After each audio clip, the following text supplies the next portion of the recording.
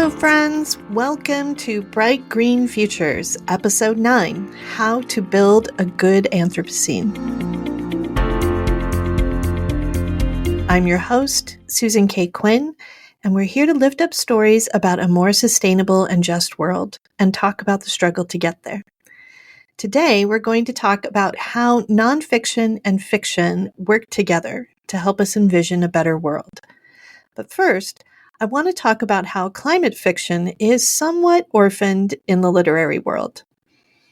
Science fiction, as a genre, deeply examines the impact of technology on humans, often set in the future or the past. Literary fiction deeply examines the human condition, usually but not always in the current day world. Climate fiction looks deeply at the human condition in today's world and tomorrow's, and examines how all of our technologies are altering the world we live in. If you think those all sound like wildly overlapping definitions, you are correct. And yet, somehow, science fiction and literary fiction have very strong opinions about genre boundaries and what belongs inside their realm and what doesn't. But they both agree climate fiction belongs outside.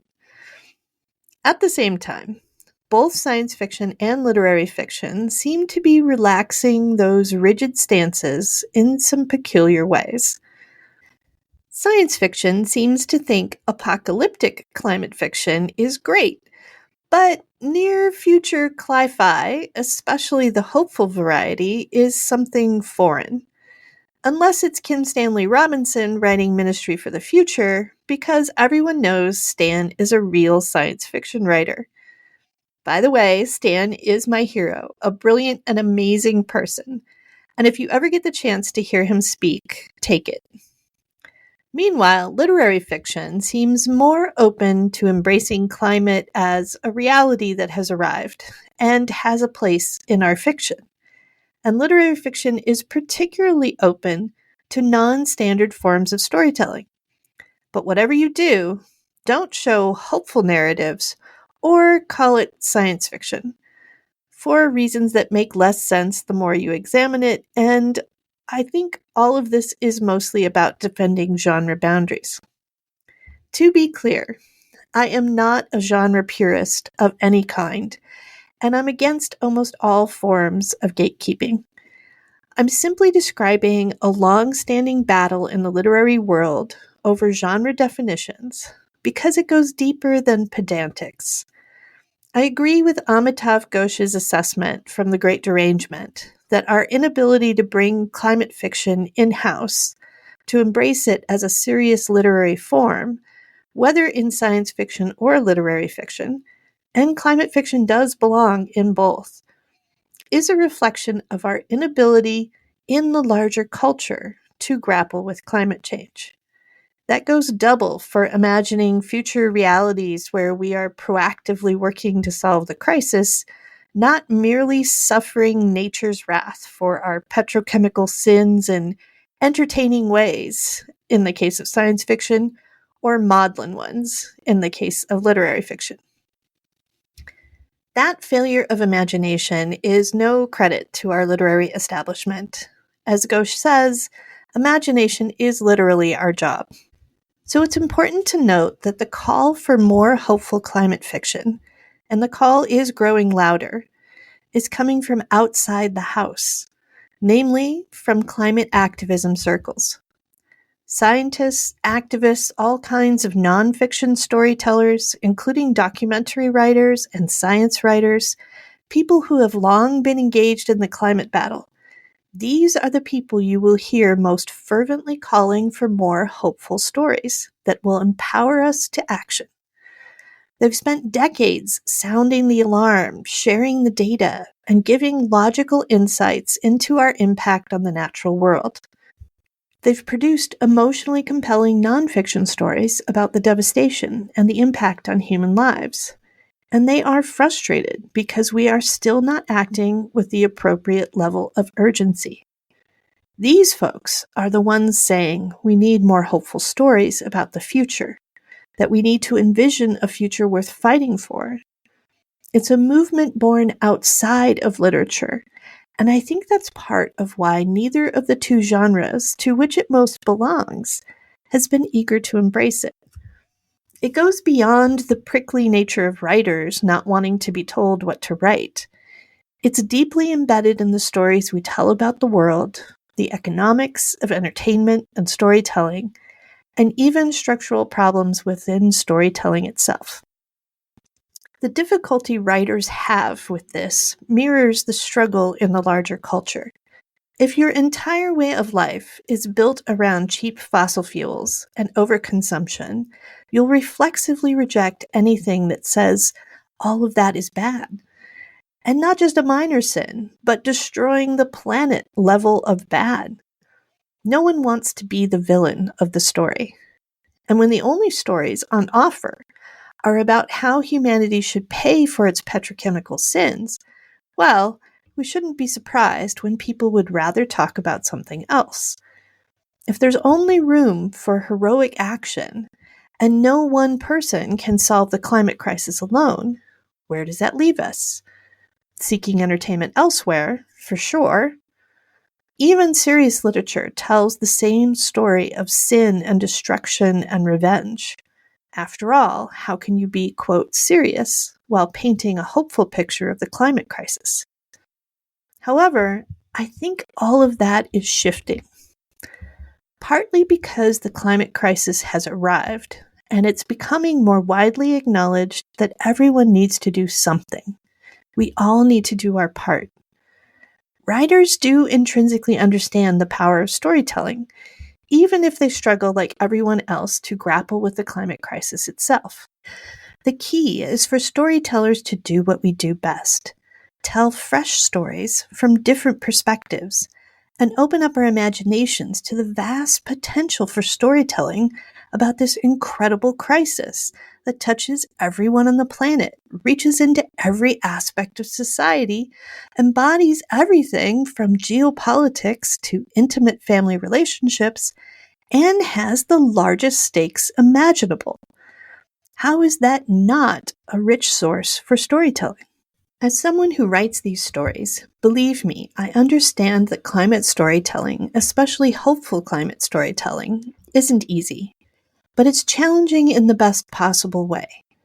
In fact, I think more and more people are bursting to tell these stories, even as the literary establishment struggles to know what to do with them. This brings me to climate nonfiction, which has been leading the way for some time, and how it differs from climate fiction, and how the two can work together to build even stronger narratives using the advantages of each. As a sidebar, I want to note that the trend of nonfiction blurring into fiction and vice versa is something that's been happening for a few decades now across all kinds of genres and mediums. You see it in the rise of YouTubers and podcasters and Substackers, all deep into the weeds of their particular specialties, all providing a different kind of entertainment. This edutainment, or educational entertainment, is really sense-making in an increasingly erratic and confusing world. There's a deep logic to seeking out greater understanding of something, even if it's a hyper-specific specialty topic like hobbyist machining or adventure sailing, to pick my husband's favorites. It's that human impulse to grapple with a nonsensical world and make it make sense, if only in the tiny corner that you can control. Nonfiction has the profound advantage of being real. I don't need to guess whether you can create an entire working engine from tiny parts machined in a workshop. The YouTuber will show me exactly how it's done. Watching experts do amazing things is intrinsically fascinating and pleasurable. Dr. Elena Bennett, associate professor at the McGill University School of the Environment, understands this very well. Her TED Talk, The Recipe for a Good Anthropocene, talks about her project to collect up stories of people building a better world. She calls them Seeds of a Good Anthropocene, and she has an entire database of 500 of them and counting. I will absolutely link to those in the show notes, and I consider it a great resource for future stories. Dr. Bennett has a great quote at the end of her TED Talk, and I'm going to let her share it with you directly. So Antoine de Saint-Exupéry said, "If you want to build a ship, don't start with collecting wood, cutting the planks, and assigning work, but awaken people the longing for a wide and open sea." And I think maybe it's time for us to stop cutting planks and assigning work, for me to stop working on increasingly precise descriptions of environmental problems, and for us to start thinking about the radical, inspiring stories of the future that might give us hope and awaken in us a great and hopeful longing for a good Anthropocene. Thank you. Dr. Bennett's entire talk and her body of work collecting these story seeds is well worth the watch. As I said, nonfiction has the incredible power of being true.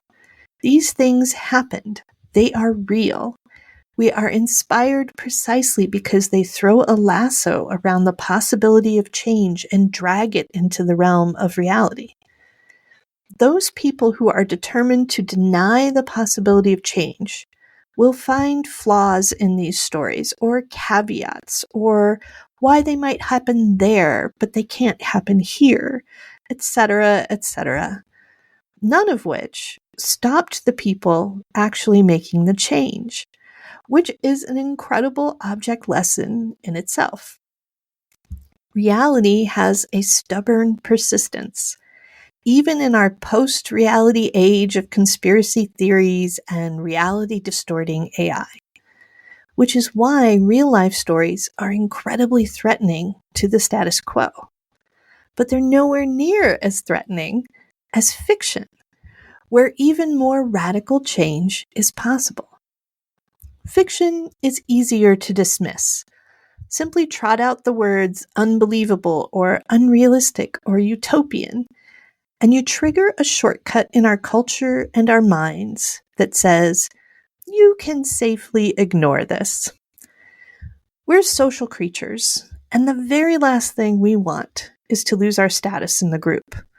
The threat of being thought ridiculous is severe and will compel many people to reject outright anything that's, quote, unrealistic or unbelievable or utopian. Much in the same way we will reflexively reject anything that makes us the villain of the story. Or more accurately, we will flip the roles in our minds so that we are always the rebels fighting the empire and never the empire itself. So fiction, very specifically hopeful climate fiction, has a problem. It has to overcome the believability barrier, which is really a shame barrier, in order to portray stories showing more radical change is possible. It's actually not enough to show a world worth fighting for, although it's a really good start to show what people intrinsically want, not just a different world, but a better one. The challenge for the hopeful climate fiction storyteller is to also make it believable. Now, there are many ways to do this. Realistic characters and settings, rich technical details, and even grounding your story in familiar events or places. But the real superpower of all fiction is in harnessing lies to tell the truth. The stories are made up, the people are not real, but a story that shows something true has the power to move mountains. This is where nonfiction can help the climate storyteller.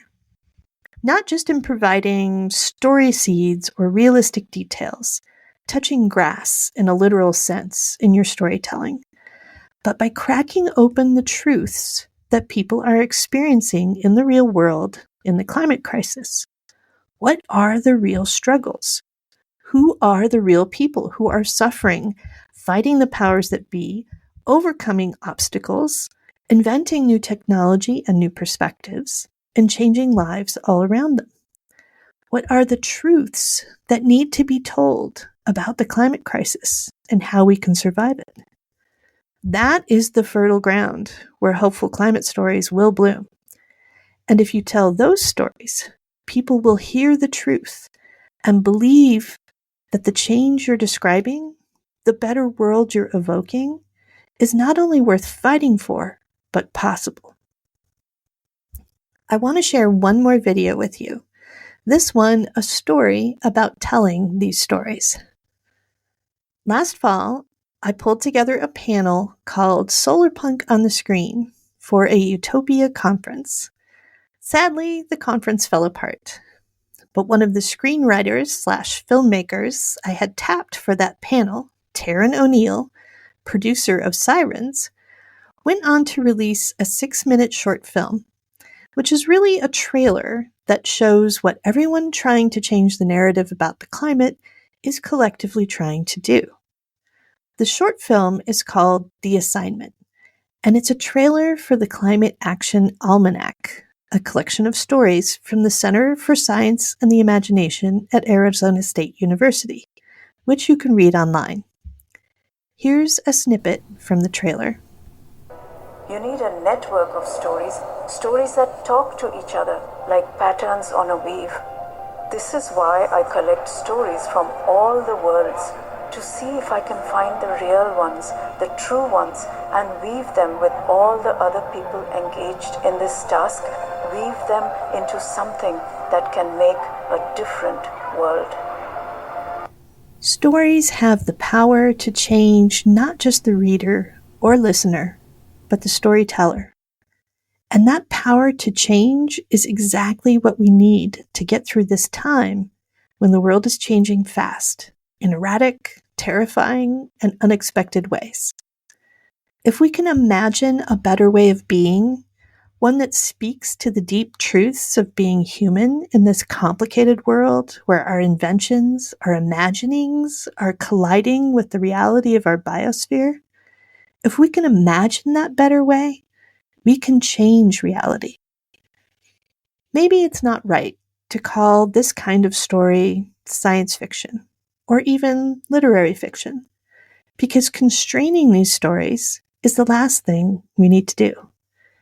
Maybe borrowing from the deep canon of nonfiction stories about the climate crisis can help us close the believability gap and ground our hopeful climate fiction in undeniable truths that will combat the naysayers who want to keep the status quo going as long as possible. Their fear of what's coming is so great, they cannot deal with it at all, and they retreat into denialism. To be fair, anyone paying attention should be concerned, even afraid of what an increasingly hotter planet really means. But this is precisely what fiction has always done for us, helped us make meaning out of a chaotic and often hostile world, and to find the beauty and the joy that are also there. I don't care what you call these stories. All I know is that we need to write them. If you enjoyed this episode of Bright Green Futures, please support the show by subscribing and sharing the stories with your friends. You can find links to everything at the Bright Green Futures Substack, as well as a growing reading list of hopeful climate fiction. Next episode, I'll be talking with writer Anna Sun about telling stories of adaptation in the climate crisis and how reimagining our relationship with nature and each other can show the way.